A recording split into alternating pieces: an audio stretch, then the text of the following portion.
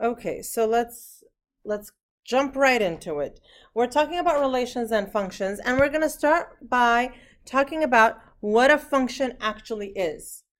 A function is a relation, and relation just means a relationship between two sets of numbers. So a function is a relation in which each element of the domain is paired with exactly one element of the range. Okay. So what we do usually is we get the points in the domain and we can map them. We call it a mapping onto the range.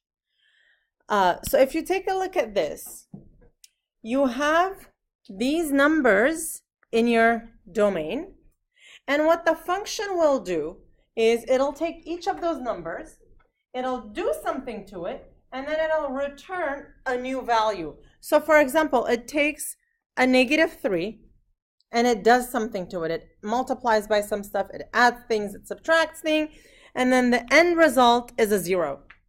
It takes a -2, does something to it, the end result is a 2.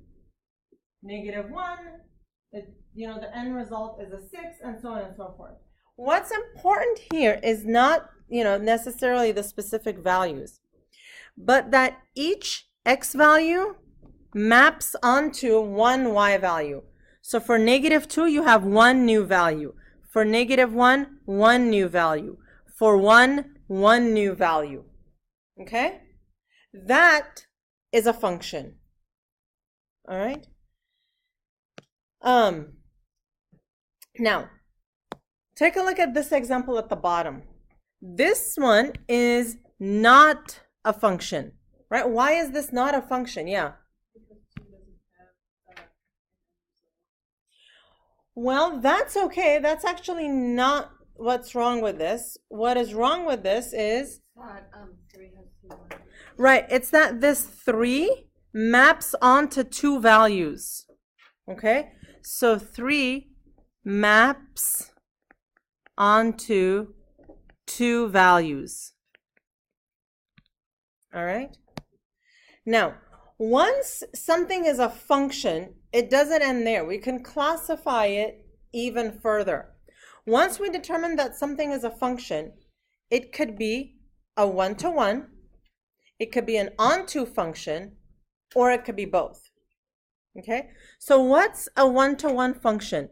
A one-to-one function says each element of the domain pairs exactly one unique element of the range. So for each value in the domain, you've got a different value in the range. Okay? All right, what's an onto function? An onto function is each element of the range corresponds to an element of the domain. That's usually the one where we have some distinction. So let's talk about a one-to-one function. A one-to-one function says if you've got points in X, okay, each element, each X value has a different Y value, and it's got only one Y value. So for example, at X equals 1, Y is here. At X equals 2, Y is there. Here, Y is there. Each one of them have a different Y value. Okay? Okay, what's onto? Onto says each element in the range corresponds to one element of the domain. So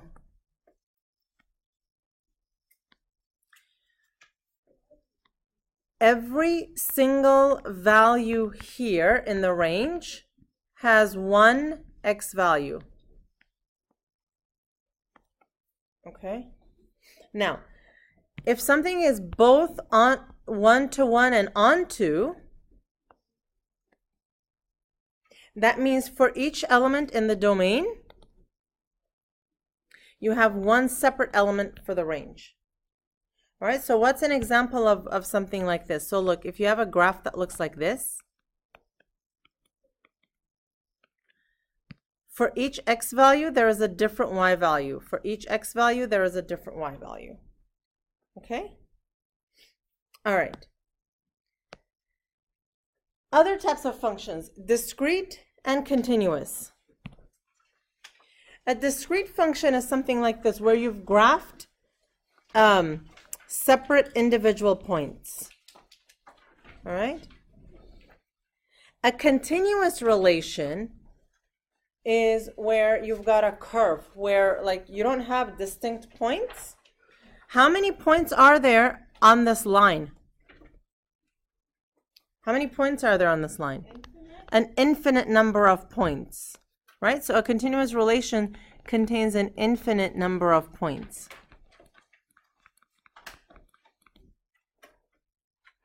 All right. Okay. So we've been throwing around this word domain and range. What is it? The domain of a relation is all of the x values where the graph exists. So if you go here, each value where on the x-axis where there is a graph, that's the domain. The range is all of the y values where the graph exists. So the way I go about this is this. If you are given a graph and you want to figure out what the domain and range is, for the domain, I look at the x values. Right? And I look at each x value and see if there is a graph there. So for example, at x equals 0, is there a graph? No. Well, there is a point. Yes. Right? At x equals 1, is there a point? Yes. At x equals 2? No. So each x value where there is a point, that's part of your domain. What I do normally is say, okay, look, suppose you have a scanner like this that scans along the x-axis. And here it's scanning like up and down. Wherever there is a point or a graph, it beeps. So here there is nothing. And when you come here, it beeps. It beeps. Doesn't beep there, doesn't beep there. It beeps here, and so on and so forth. Right? So all of those values of x where there is a graph, that's your domain. Yeah. And there, wait. Can they both be positive and negative? Yeah. So in this case, the domain is all of the x values where there is a graph. And the way we write that is, if it's a discrete function, we use those curly brackets, and we say, okay, the domain is -4, right? -3, 0, 1, and 3. Right? We do go in increasing order. Okay, what about the range? By increasing, you mean small? Yes.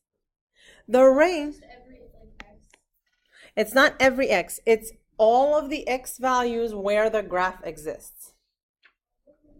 So in this case, it's all. It's just those x values where there is a graph. So look, for example, at x equals 4, there is no graph anywhere, right? So that's not part of my domain. Right? And then like here at x equals -1, there is no graph. That's not part of my domain. It's all of the x values for which there is a graph. Range is all of the y values for which there is a graph. So if I were to scan this, going up like this, and if I were scanning left and right, where each y value for which there is a graph. So here, y equals -2. And then where's the next one? 1. And then 2, and then 3, right? You only do it once, right? So we don't write -2, -2. We just do 1, -2, negative, and then we have a +1, a 2, and a 3. Okay? Okay, in this case, where you have the points just listed as coordinate points, for the domain, we're going to look to all of the x values. And again, if there are any repeats, we don't have to repeat them. So the domain here will be in increasing order, -3, -2, 3, and 4. Yes. For the range, we're going to take the y values. We have a -5. We have two -2's, but I'm just going to write that once, and we have a 5. Okay. All right. When you have a graph, the best way to figure out if something is a function is the vertical line test. Okay, has anybody heard of the vertical line test? Yeah, okay, so the vertical line test is this. If you have a graph, you imagine drawing a series of vertical lines. To pass the test, each vertical line is only allowed to hit the graph at one spot, maximum one spot. So here, imagine drawing a series of vertical lines. Each line will only hit the graph once, so this is a function. In this case, look, if I draw a vertical line, it hits the graph more than once, not a function. Okay, I abbreviate function as FN, by the way. Okay. All right, lots of vocabulary in this first unit, in this first lesson. Independent and dependent variables. Okay. The variable that represents the domain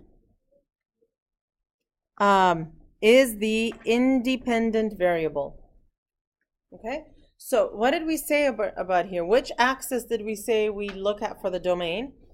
The x-axis. So that is the x-axis. And it could be x, it could be v for velocity, it could be t for time, it could be anything, right? So that's the x-axis. It can be t, v, whatever variable you want. The variable that represents the range is called the dependent variable. That is the y-axis.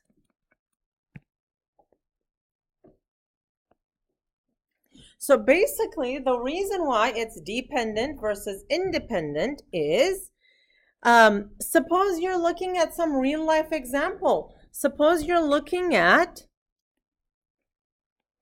how the height of a plant changes based on the water you give it. Okay? So this is the amount of water, and this is the height of the plant, right? The more water you give it, is it going to get any taller? What is going to happen to it? So the amount of water, that's your independent, because that doesn't really depend on anything. You're just giving it water. Right, exactly. The height, right, that's the dependent variable. That is what happens based on, it's dependent on how much water it receives, right? Huh? It's what? It's the cause and the effect. Exactly, yes. So the domain can be like the x-axis and any other variable. Right, whatever's on the x-axis. Okay, so look, in the equation y equals 3x minus 1, identify the independent and dependent variables. So if this is solved for y, then that is the dependent variable, and x is the independent variable. Because how do you get values for y? You plug in values for x, and depending on those values, the y value will change. All right? What is the domain and range of that graph? So what does that graph look like? What does that graph look like? It has a slope of 3 and intersects at -1. It has a slope of 3 and it starts at -1, meaning the y-intercept is at -1, and it's got a slope of 3. 1, 2, 3, and 1 over. So that's what that looks like, right? And it expands upwards and downwards. So the domain, let's think about the domain. The domain is all of the values of x for which there is a graph, right? So if I'm here, is there a graph? Oh, yeah. Here, yes. If I move over on the x-axis, there is a graph, there is a graph, there is a graph. If I'm here, will there be a graph? Yeah.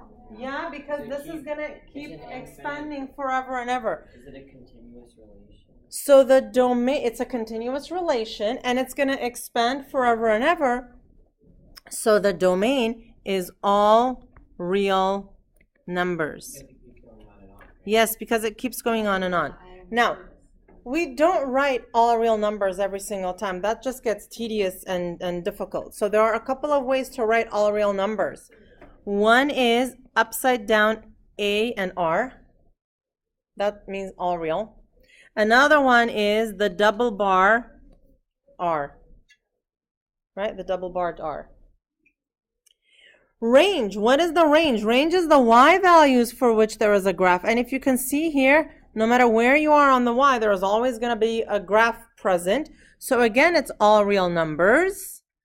You know, sometimes people write all reals. That's fine. My favorites are either that or this. And then once you get to pre-calc, we have a whole other notation, and nobody uses this stuff anyway. Okay?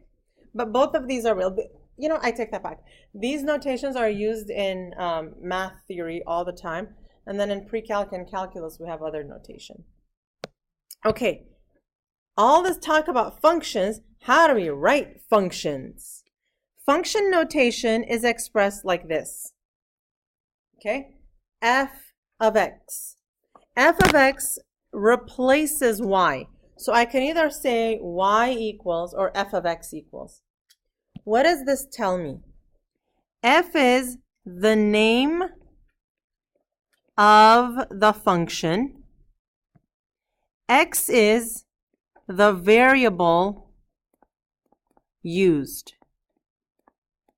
It doesn't have to be f of x. It could be v of r. And this could represent volume and radius. It could be,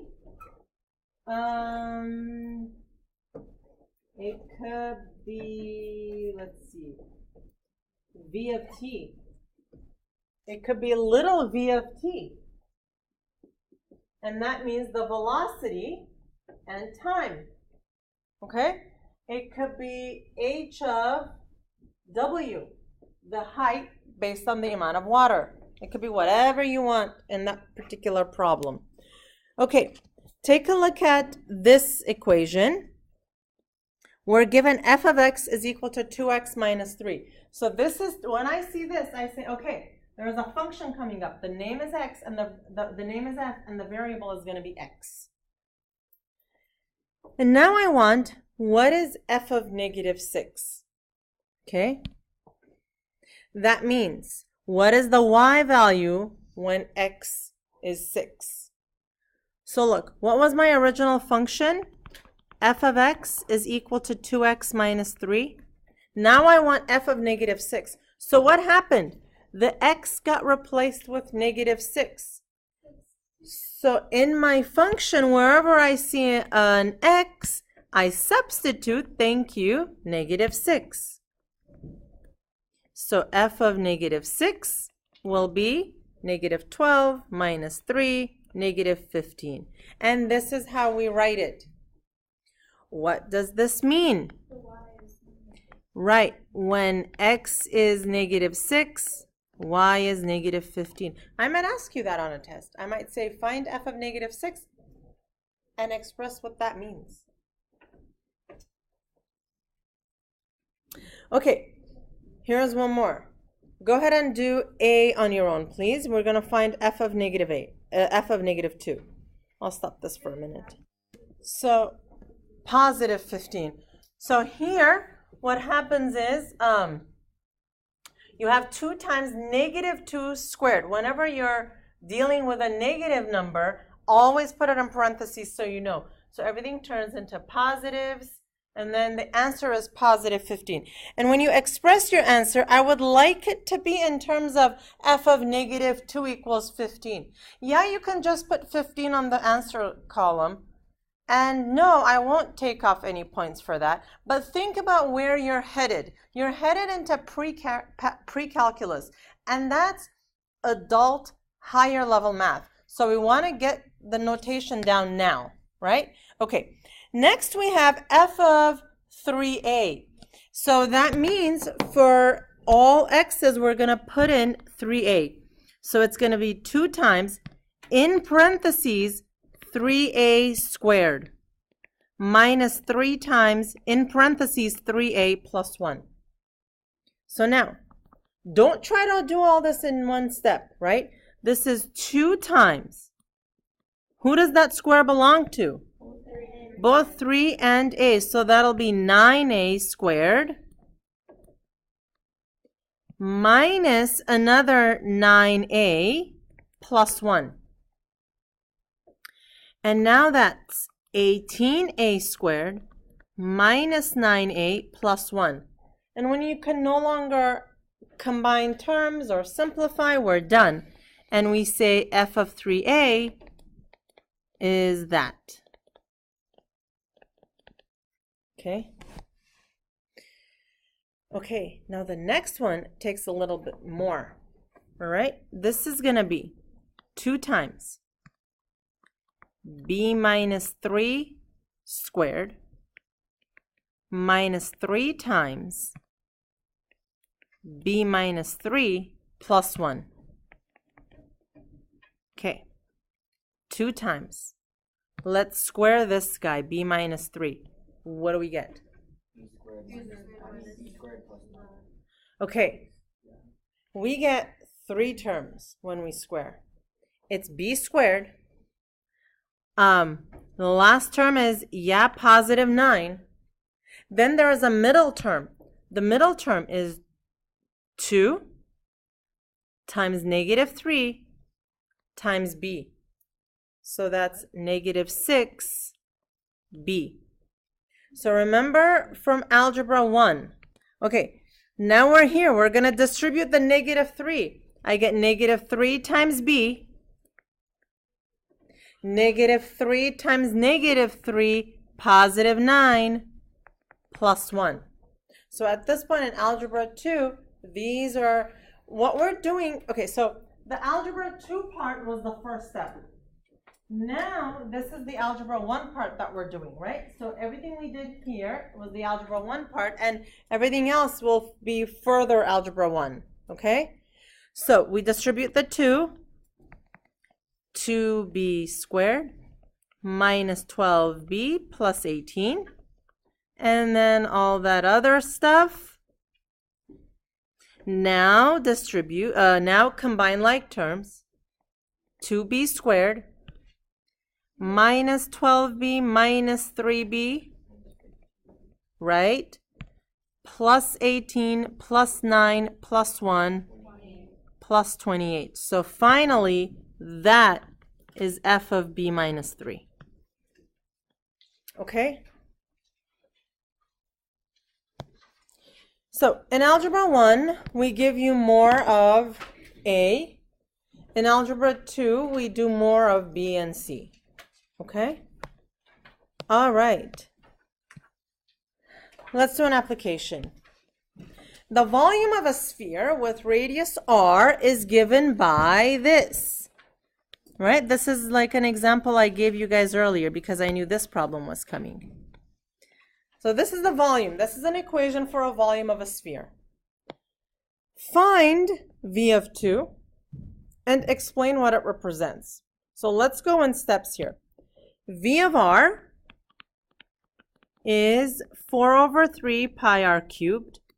So go ahead and find v of 2. I'll pause this for a second. So first and foremost, when you do the algebra and the math and you plug it in, v of 2 is equal to this. Now, this is called the answer in exact form. So if you've got a non-calculator portion of the test and I want the answer in exact form, that's what I want. Not 4 over 3 pi times 8, because that's not simplified all the way. 32 pi over 3, it's called exact form. So you only want that. No. Wait. If I want the answer in exact form, this is it. If I say convert it to decimals, and if I say round it to the nearest tenths or hundreds. Where did you get 32 from? How'd you get 8? It's 2 times the power. It's 2 to the power of 3. That'd be 16. No. So 2 cubed is, look, Max, let's, sorry, so 2 cubed is 2 times 2, 4, times 2, 8. 2 cubed is 8. 2 to the 4 is 16. So are we okay with 32 pi over 3 here? Yeah. Okay, so now that was an exact form. Now let's go ahead and plug it into the calculator. In the calculator, it's going to be 32 times pi. For pi, we don't do 3.14. Towards the bottom left, there is a button with a pi symbol on it. If you hit that, it gives you a whole menu of symbols. We pick the pi, and it's going to be over 3. Enter. We get 33.5103. So V of 2 is approximately 32.5. Was it 32? 33. 33. Short-term memory. Okay. Now, How do you do exponents on? okay, just a second. V of 2 is equal to this. This is the exact answer. This answer, 33.5, is not the exact answer. This is rounded. This is part of the answer. It's approximately 33.5. That symbol, have you guys seen this symbol before? The squiggly equal sign? Yeah. That means approximately. Again, we're getting you trained to be sophisticated math students, okay? So that's V of 2 is approximately 33.5. I'll get your question in a second. Next, remember what this said here. This is the most important part for me. Explain what it represents. These are symbols. If I bring a 5-year-old in here, they have no idea. Like, these are V, funny thing, 2, funny thing, more funny things, 3, 3.5. What does that mean? What does that mean? What do all those symbols mean? Yes. I have a question. Is 33.5 the final answer? Like on a test, we put that one. So on a test, if I ask for exact form, this is the final answer. If I ask to round it to the tenths place, then you do this. Okay, so what does all this mean? Yes. It means the volume of a sphere with a radius of 2 is approximately 33.51 or exactly 32 pi. Exactly. That's perfect. Okay? So remember, this was the equation for the volume of a sphere. Okay? So here, this means, it means the volume of a sphere with a radius of 2 is approximately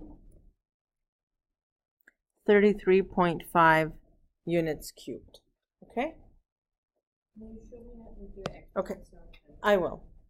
Now, are there any questions on this particular problem on how we solved it? Okay. This homework is going to be due, correct, Wednesday. Let me see. Right. Okay, so that's going to be due on Wednesday. Please start on it, today, so that, over the weekend, and if you're observing, you have time to finish by then, okay?